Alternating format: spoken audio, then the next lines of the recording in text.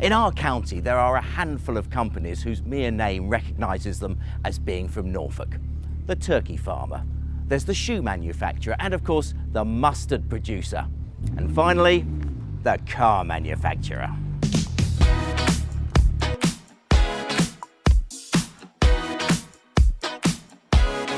Well, I think the enthusiasm for a Lotus car is the fact that the essence of them hasn't changed. It's always been the same. They're light, they're agile, they're great fun to drive.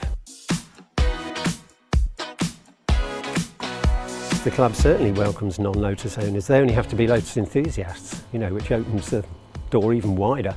I've owned the Lotus M for about 7 years now. I've always had a bit of an affinity for the 7, and I've had it fully restored. It's got a little 1600 Ford GT engine, so it won't win any speed records particularly, but it's what it left the factory with. I mean, the 7 is a very sort of minimalist car, to the point where you don't even actually get a fuel gauge on the earlier ones, so you have to carry a little dipstick, maybe in the form of a little bit of wooden dowling or something, in order to know exactly how far you've got before you need to fill up again.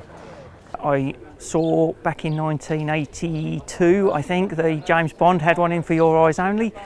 And previously to that, I'd seen the S1 Esprit, which was the underwater car.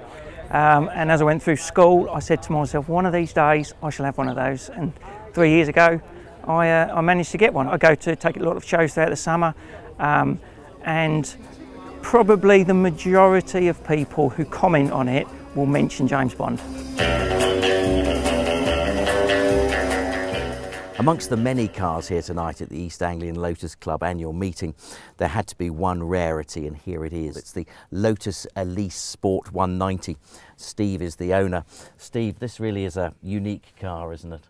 It is, yes. Lotus made them they only made them for 2 years, 2002 and 2003.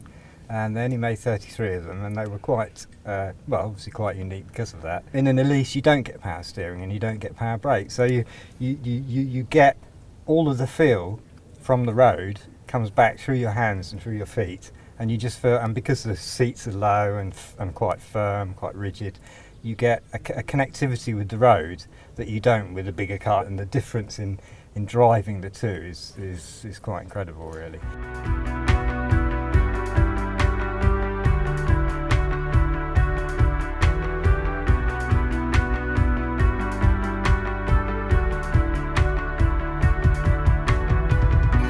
I'd always been a fan of the Lotus Elan ever since in the 1960s, watching Emma Peel on the Avengers drive hers. It's 1966 Lotus Elan, so this was actually built at the Cheshunt factory down in Hertfordshire just before Lotus moved to the new factory at Hethel, which was sometime in 1966, so it's a Cheshunt built one. I spent all my working life at Lotus, starting in 1958. I'd been driving Lotuses all my life, virtually.